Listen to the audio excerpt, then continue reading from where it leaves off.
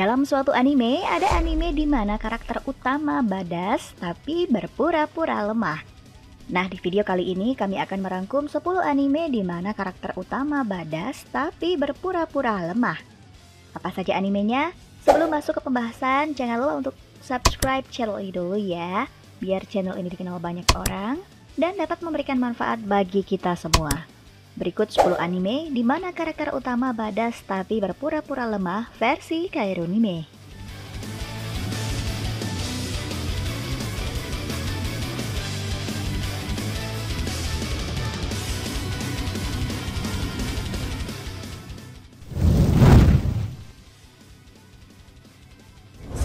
Kusen Madoushi Kouhosei no Kyokan. Bertahun-tahun yang lalu, umat manusia hampir punah oleh serangga lapis baja raksasa yang terlalu kuat dan agresif untuk ditangani. Karena serangga ini, manusia tidak lagi hidup di bumi, tetapi kini hidup di kota-kota apung. Perjuangan umat manusia belum berakhir karena para penyihir dari Akademi Sihir berjuang untuk melawan monster-monster tersebut. Kanata H merupakan seorang pemuda yang dianggap sebagai pengkhianat. Meskipun ia pernah dihormati sebagai Black Master Swordman, ia mendapat kesempatan untuk memperbaiki reputasinya dengan menjadi instruktur dari tim E601 yang bermasalah. Tim E601 terdiri dari 3 gadis, yaitu Misora Whittle, Lekti Eisenach, dan Rico Flamel, yang masing-masing memiliki masalah tersendiri.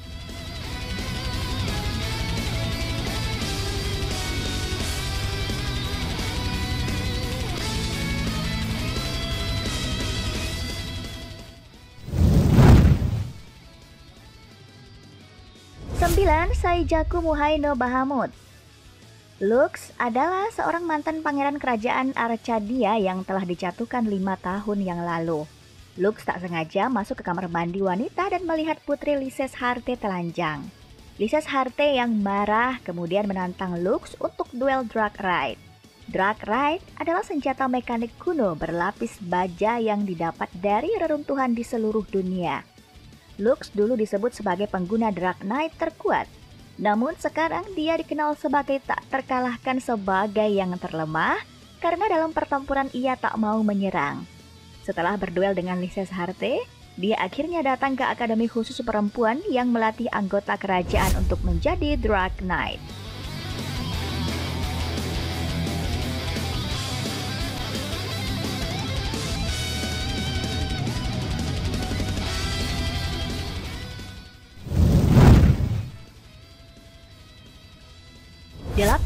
Plunderer. Pada dunia pasca apokalips, kehidupan seseorang didominasi dengan namanya Count. Setiap manusia akan dicap sebagai Count dan masing-masing memiliki Count yang berbeda-beda. Count tersebut menentukan kehidupan mereka ke depannya. Jika Count mereka berada pada angka 0, maka akan berbahaya untuk kehidupannya. Pada tahun 305 kalender Alsian, Hina mendapatkan misi dari ibunya untuk mencari Baron Merah legendaris. Di perjalanan, Hina bertemu dengan seorang pendekar pedang bertopeng setengah bernama Lik. Ternyata orang yang ditemui oleh Hina juga mempunyai jumlah count yang sangat rendah. Namun tanpa ia sadari bahwa orang yang bernama Lik tersebut adalah seseorang yang ia cari selama ini, yakni Baron Merah legendaris.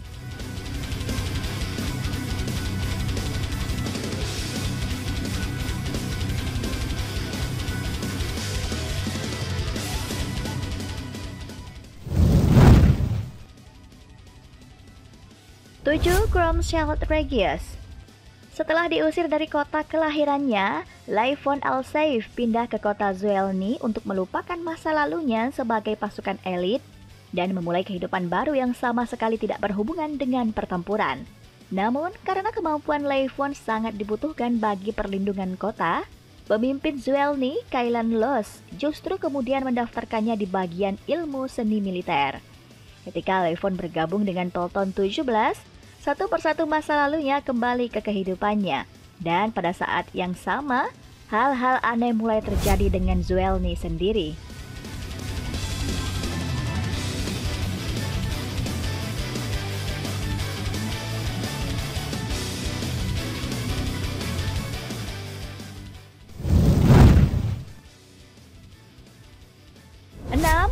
Striger. Suatu hari di kota Mikado, sebuah gerbang menuju dunia lain terbuka. Monster-monster yang disebut Nightburst pun mulai muncul. Semua orang takut karena senjata bumi tidak dapat mengalahkan monster itu. Tapi kemudian datanglah Border, sebuah organisasi yang meneliti teknologi Nightburst untuk melindungi gerbang.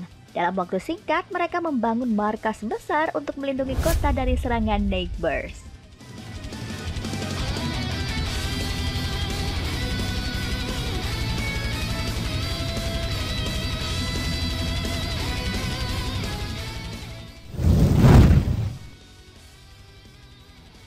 Lima, Xian Wang dari Chang Shenghu. Pada usia 6 tahun, Wang Ling mengalahkan Raja Iblis. Sebagai penyihir kultivasi yang hebat, dia harus menyembunyikan kekuatannya dan hidup di antara sekelompok siswa kultivasi biasa. Dia tidak peduli dengan uang, senjata ajaib, dan ketenaran yang dicari orang awam. Tapi sekarang, setelah dia berusia 16 tahun, dia masih menghadapi pertempuran terbesarnya saat di SMA. Dengan satu tantangan demi satu bermunculan, rencananya untuk kehidupan sekolah menengah normal tampaknya semakin jauh.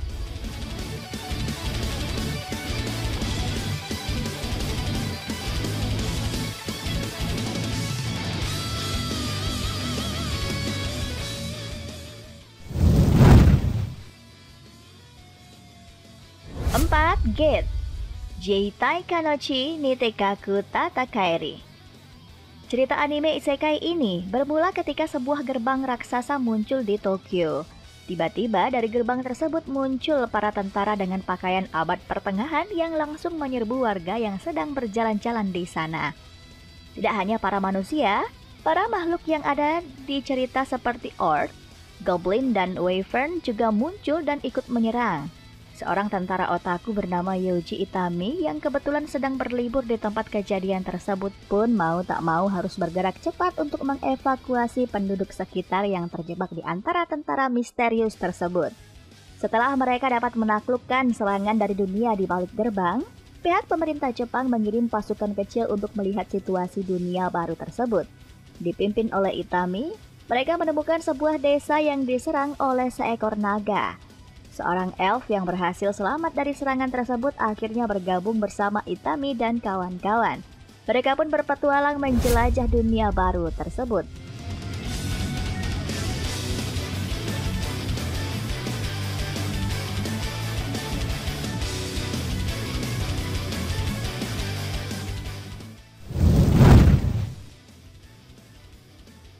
Tiga, Quanzi Gaosho. Quanzi Gaosho menceritakan tentang game MMORPG Glory yang dimainkan oleh lebih dari ribuan player. Yeshu adalah salah satu pemain top, tapi harus dipaksa meninggalkan guild-nya dan berhenti jadi gamer pro. Namun karena sudah cinta dengan Glory, dia bikin karakter baru dan mulai menarik perhatian pemain top lainnya. Salah satu anime Cina terbaik berkonsep isekai ini punya visual yang cantik banget, dengan berbagai efek sihir dan cahaya yang menarik perhatian.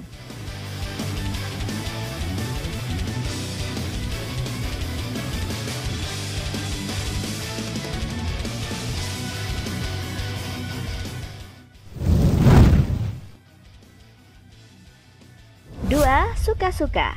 Judul anime ini sebenarnya sangat panjang, tapi disingkat menjadi Suka-Suka. Bercerita mengenai karakter Willem Miles, seorang protagonis generik seri anime yang ternyata adalah satu-satunya manusia yang selamat dari peristiwa World End 500 tahun yang lalu. Secara ajaib, Willem selamat dan menjadi bagian dari dunia baru yang tidak ada manusianya sama sekali. Willem kemudian mengambil pekerjaan sebagai pengawas senjata rahasia militer. Apa yang dia tidak duga adalah senjata-senjata militer tersebut.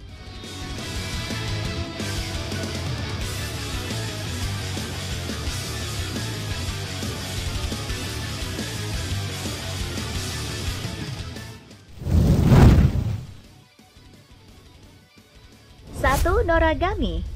Yato adalah dewa tak terkenal yang tidak memiliki kuil. Sebagai dewa yang nganggur, dia memasang iklan-iklan di toilet dan kamar mandi umum.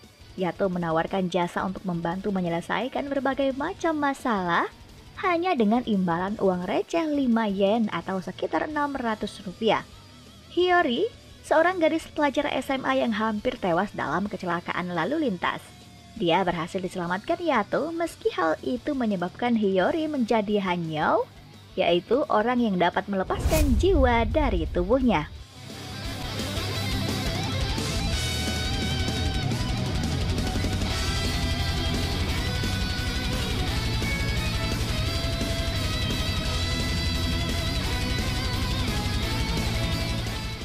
Nah, itulah list 10 anime di mana karakter utama badass tapi berpura-pura lemah versi Kairunime.